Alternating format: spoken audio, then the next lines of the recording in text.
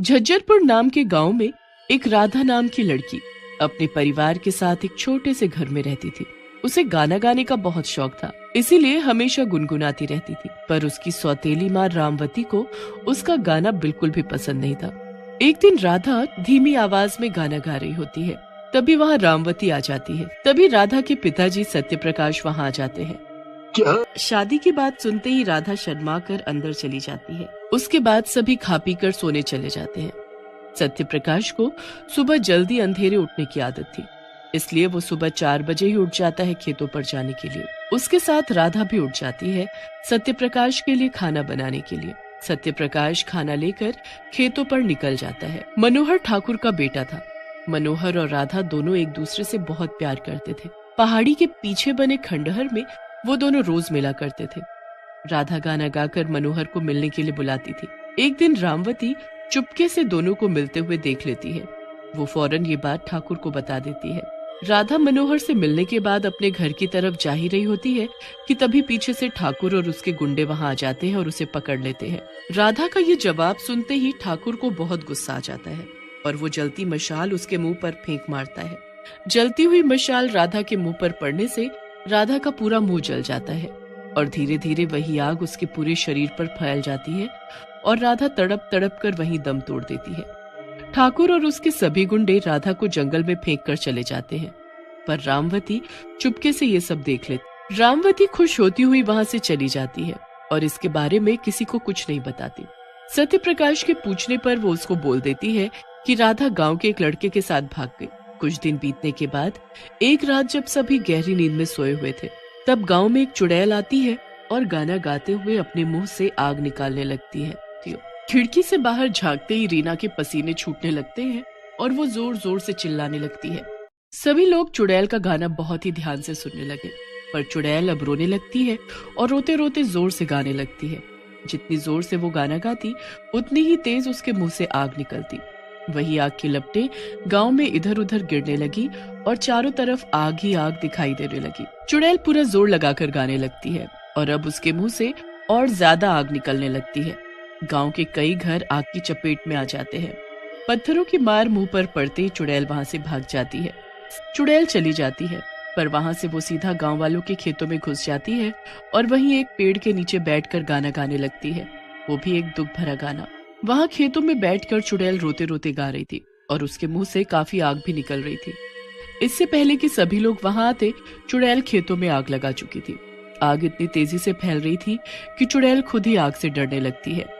गांव के सभी लोग चुड़ैल का ऐसा व्यवहार देखकर हैरान थे। थोड़ी ही देर में चुड़ैल वहां से भाग जाती है। उसके जाते ही सभी लोग खेतों में लगी आग बुझाकर अपने अपने घर चले जाते हैं। वहां सत्यप्रकाश घर के एक कोने में बैठकर राधा को याद करके रो रहा होता है।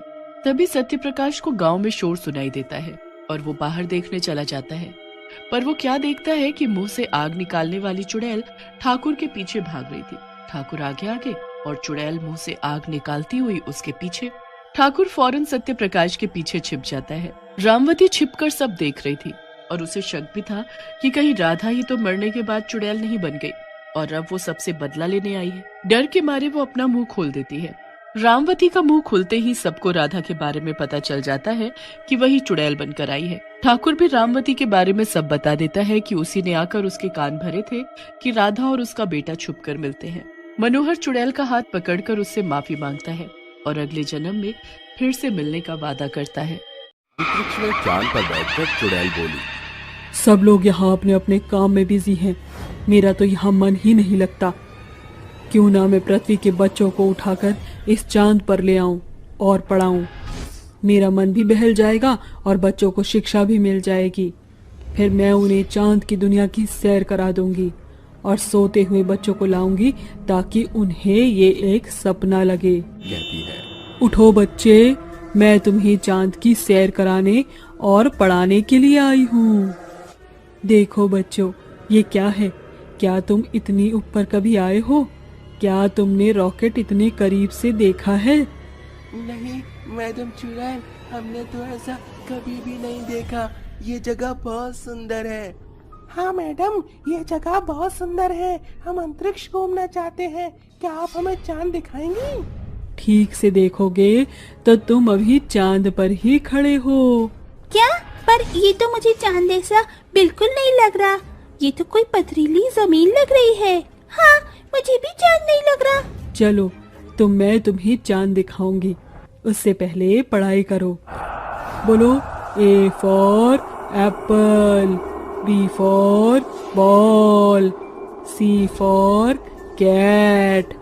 बोलो A for apple, B for ball, C for cat, D for dog, E for elephant, F for fish, G for girl। Very good, सब इसी तरह पढ़ते रहो।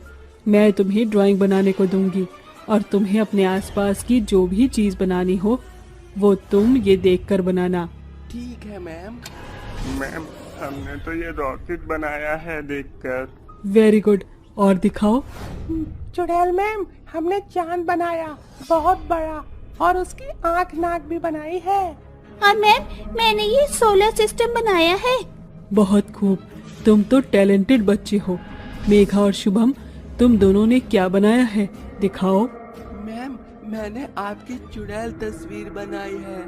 अरे बाप रे बाप, तुमने मेरी तस्वीर बनाई है। मेरी तो आंखों में आंसू ही आ गए। मेरे फेवरेट स्टूडेंट हो शुभम। मैम, मैंने आपकी चांद पर बैठकर तस्वीर बनाई है। देखिए, आपकी हरे कलर की शक्ल कितनी अच्छी लग रही है। अरे वाह, तुमने तो मेरी शक्ल की बहुत अच्छी नैन नक्काशी की है। Well done Megha. देखना, एक दिन तुम बहुत अच्छी चुड़ैल आर्टिस्ट बनोगी। Thank you ma'am. मैम, अब तो हमें अंतरिक्ष की सैर करा दीजिए। हाँ हाँ चलो। रोबोट, देख रहे हो बड़ा सा जहाज, उसमें जाकर बैठ जाओ तुम सब। ये देखो बच्चों, तुम ये देख रहे हो, ये बड़ा सा रॉकेट है जो धरती से आया है। और इस तरफ देखो, ये सैटेलाइट है जिससे पृथ्वी पर सारी एक्टिविटी संभव हो पाती है। मैम, ये सब तो हमने कभी भी नहीं देखा। थैंक यू सो मच, आप हमें यहाँ ले आई। बहुत धीरे धीरे चल रही है, तेज नहीं हो सकती क्या? अभी तेज करती हूँ। बच्चों, वो देखो, तुमने चांद देखा। इतने पास से कभी देखा है क्या तुमने चांद? तुमने सिर्फ अपने घर से ही छोटा सा चांद देखा होगा। तो बताओ कैसा लग रहा है? अरे वाह, ये तो इतना प्यारा, इतना अच्छा, इतना अच्छा, इतना सुंदर है कि क्या बताऊं। तू हमें मत बता, हमें खुद पता है कि ये चांद बेहद खूबसूरत है, पर इस पर कुछ दाग लगे हैं। हाँ, सच्ची में इतना खूबसूरत होने के बाद भी इस पर दाग क्यों है? क्यों है ये तो मैं नहीं जानती, शायद गड्ढों की वजह से दिख रहे हो। पर एक बात हमेशा याद रखना बच्चों, कोई चीज कितनी भी सुंदर क्यों ना हो, उसमें कमी आकर रही जाती है। इसीलिए कभी भी किसी को खुद पर घमंड नहीं करना चाहिए। जी मैम। अब मैं बहुत थक गया, मुझसे और चला नहीं जा रहा, मुझे नींद आ रही है। लगता है तुम सब बच्चों को अब नींद आई है। चलो मैं तुम्हें सुला देती हूँ। तुम सभी बच्चे ये चीज याद करने की भी कोशिश करोगे तो याद नहीं आएगी। तुम सभी को ये सपना जैसा लगेगा। अब मैं कल फिर सबको लेने आऊंगी। शिबू, बेटा उठ जाओ, सुबह हो गई। अरे मैं यहाँ कैसे?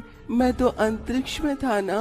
बेटा, सुबह हो गई है, जागने के बाद भी सपने देखोगे क्या अब? अरे नहीं माँ, सच्ची में मैं चांद पर बैठा था। मैं चांद की सैर करके आया हूँ। आपको पता है, एक चुड़ैल मुझे लेने आई थी। तू और तेरी मनगढ़ंत कहानियाँ, भूत की पिक्चर, ये सब तो देखता रहता है ना, इसलिए ऐसे सपने देखता है और एकदम मेरे सामने चालू हो जाता है। चल नहा ले चलकर। ओफो माँ, मैं बिल्कुल सच कह रहा हूँ।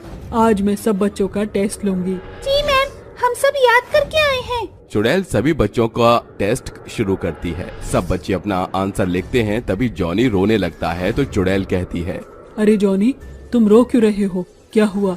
मैम, आप हमें मारना मत, मुझे लिखना नहीं आ रहा, मैं फेल हो जाऊंगा। क्यों? कल मैंने समझाया था तो तुम्हें समझ नहीं आया? नो मैम, समझ नहीं आया। इतनी सी बात के लिए क्यों रो रहे हो? मैं तुम सबको फिर से पढ़ा दूंगी, रो मत। ऐस हे भगवान, कहीं चुड़ैल मेरे बच्चों को तो नहीं ले जाने आई। मेरे बच्चों को क्यों ले रखा है तुमने? छोड़ो इसे। मुझे तो क्या किया है तुमने उसके साथ, बताओ। अरे डरो मत, मैंने तुम्हारे बच्चों के साथ कुछ भी नहीं किया है। मैं बस इसे अपने साथ पढ़ाने के लिए ले गई थी। तुम पढ़ाने के लिए मेरे बच्चों को चांद पर ले गई? उसी बात की बात कर रहा था मेरा बच्चा। बिल्कुल ठीक समझा, पर मैंने बच्चों को कोई नुकसान नहीं पहुंचाया है। मेरा टाइम पास नहीं हो रहा था तो मैं बच्चों को धरती से उठाकर चांद पर ले गई ताकि उन्हें पढ़ा सकूं और सैर कराऊं। अगर आपको नहीं पसंद तो मैं फिर कभी नहीं आऊंगी। अगर वाकई में बच्चों को कोई नुकसान नहीं पहुंचाओगी तुम, तो तुम बच्चों को ले जा सकती हो। आपका बहुत बहुत शुक्रिया। श्री कृष्ण जी नदी के किनारे से एक दिन गुजर रहे थे। उधर से धीरे धीरे जा रहे थे जंगल के सैर करने के लिए। अचानक उनको एक दिखता है कि एक पक्षी को गोली मार के हत्या कर दिया है कोई। अरे ये क्या हुआ? इस पक्षी को कौन मार दिया है? इतनी अच्छी तो लग रही है, पता नहीं इसका हत्या कौन कर दिया है। मैं पहले इसके घाव को ठीक कर देता हूँ, उसके बाद इसको मैं स्वस्थ कर दूँगा। ना जाने इसको कौन हत्या कर दिया है, इसके बाल बच्चे ना जाने कहाँ होंगे। फिर चिड़िया उठ के बैठ जाती है और बोलती है, हे प्रभु, आपने मेरी मदद करके बहुत ही कृपा किया है। मैं ये एहसान कभी नहीं भूलूंगी। मैं इस नन्ही सी जान, मैं अपने बच्चों का अच्छे से ख्याल रख रही थी। ना जाने एक कौवा दुष्ट आया और मेरा सत्यानाश कर दिया, बच्चों का मेरा हत्या कर दिया। हे प्रभु, आप मुझे जीवित करके बहुत ही कृपा किया है। अच्छा ठीक है, मैं अब चलता हूँ, मुझे और काम है। तुम्हें एक शक्ति दे दूंगा जिससे तुम अपने हत्यारों को से पराजित हो सकती हो। ठीक है, मैं जा रहा हूँ अब। चिड़िया बोलती है, जय श्री कृष्ण, जय श्री कृष्ण, जय श्री कृष्ण। फिर वहाँ से उठकर अपने घोंसले के पास चली जाती है और देखती है कि अरे घोंसला में तो अंडे है ही नहीं, सिर्फ घोंसला बचा हुआ है। फिर वहाँ पे रोने लगती है बैठ के। मेरे घोंसले में से अंडे कहाँ गए? तभी वहाँ से कांता चाची गुजरती है घोंसले बेचने के लिए और टुन्नी चिड़िया पूछती है, हे कांता चाची, हे कांता चाची, मेरे घोंसले और अंडे को देखे हैं आप? नहीं बाबू, मैं तो अभी अभी आया हूँ, मैं तो नहीं देखी हूँ। ना जाने मेरे घोंसले में से अंडे को कैसे ले गया। बारिश के दिन आ गया था। रामू अपने बैल को लेकर खेत में चला जाता है और जल्दी जल्दी जाता है और देखता है कि पूरे बारिश में तो सारा कोई खेत बो लिया है। मैं ही एक पीछा हो गया हूँ। जल्दी जल्दी जाता हूँ खेत जोतने, नहीं तो मुझे तो रास्ता ही नहीं मिलेगा और मैं सालों भर कैसे खाना खाऊंगा। इसी के कारण वो पूरे जल्दी जल्दी जाता है और बैल से बोलता है, बैल तुम जल्दी जल्दी चलो और मेरा काम जल्दी जल्दी करो, क्योंकि मैं ही एक पीछा हो गया हूँ। और वहाँ से छोड़ के बैल को कुछ दूर जाता है और फिर वहाँ दिखता है कि अरे इधर भी सब खेत बो दिया है लोग, इसमें इतने अच्छे से नहीं होगा। और फिर जोतने लगता है खेत को। खेत के जोतते जोतते सोचता है कि अरे एक रामू काका के कोई सहायता के लिए भी नहीं यहाँ रहता है, और फिर कुदाल उठाकर चले जाता है। रास्ते में जाते जाते वो बहुत ही गहरे दिमाग से सोच रहा था कि अरे मैं देखता हूँ कि यहाँ क्या है। और वहाँ से जाते जाते फिर एक गांव में गांव के पास जंगल होता है, वहीं पे राजकुमार आता है जो कि बहुत ही धनवान रहता है और पूछता है, अरे रामू काका, मेरा भी खेत जोत देंगे क्या आप? तो रामू काका बोलते हैं, मैं तो अभी अपना खेत जोत रहा हूँ। नहीं भाई, मेरा भी जोत दीजिए, क्योंकि हमारे पास बैल थोड़ी है और मैं थोड़ी जोतूँगा, मेरा भी खेत पिछुआ गया है। तो रामू काका बोलते हैं, ठीक है, मैं जोत दूँगा। फिर रामू काका की पत्नी खाना लाती है तो एक पेड़ के पास बैठकर खाना खाने लगता है और उसकी पत्नी बहुत ही स्वादिष्ट खाना बनाती है और बहुत जा रहे हैं आज लड्डू कबूतर के साथ शॉपिंग करने। हम और लड्डू कबूतर जाकर कपड़ा खरीदेंगे और होटल में बैठ के खाना भी खाएंगे। पर मैं स्वेटर नहीं पहन के जाऊंगी, हमको तो अपने बाल और खूबसूरती को दिखाना है। मैं तो स्वेटर नहीं पहनूंगी, जा रही हूँ मैं लड्डू कबूतर के साथ।